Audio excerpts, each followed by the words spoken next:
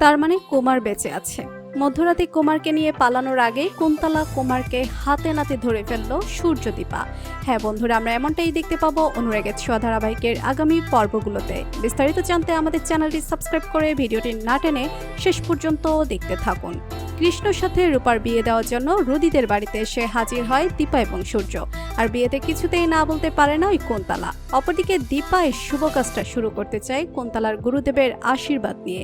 গুরুদেবকে ডাকতেও বলে দীপা, কিন্তু কুন্তলা কিছুতেই তার গুরুদেবকে ডাকে না। দীপা সূর্য দুজনেই বুঝতে পারে কুন্তলা ফেসে গেছে। কুন্তলা নাটক করে বলে তার গুরুদেবের এখন বিশ্রামের টাইম, বিশ্রাম নিচ্ছেন। কিছুক্ষণ পর তাকে গিয়ে আশীর্বাদের কথা বলবে। দীপা সূর্য বলে তারা অপেক্ষা করছেন গুরুদেবের বিশ্রাম শেষ হওয়ার জন্য। অপরদিকে কুন্তলা গুরুদেবের ঘরে চলে যায়, অর্থাৎ কুমারের ঘরে চলে যায়। দীপা এবং সূর্য খুব ভালো করে বুঝতে পারে এই সময়ের মাঝে যা করার করবে। যদি ওই গুরুদেব আমাদের পুরনো কোনো শত্রু হয়ে থাকে তাহলেও পালিয়ে যাওয়ার চেষ্টা করবে।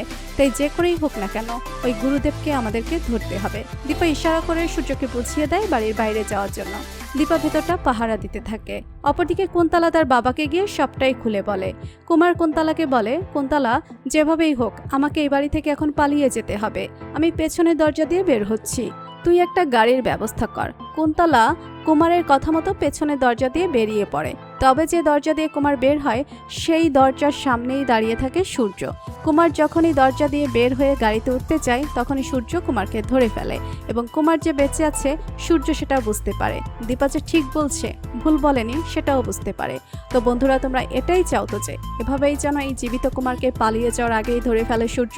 কমেন্ট করে জানিয়ে দাও তোমাদের মতামত। আর আমাদের চ্যানেলে নতুন হয়ে থাকলে চ্যানেলটি সাবস্ক্রাইব করে রাখুন, যেন অনুরাগের ছোঁয়া ধারাবাহিকের আগামী পর্বের আপডেট ভিডিও সবার আগে পৌঁছে যায় আপনাদের কাছে।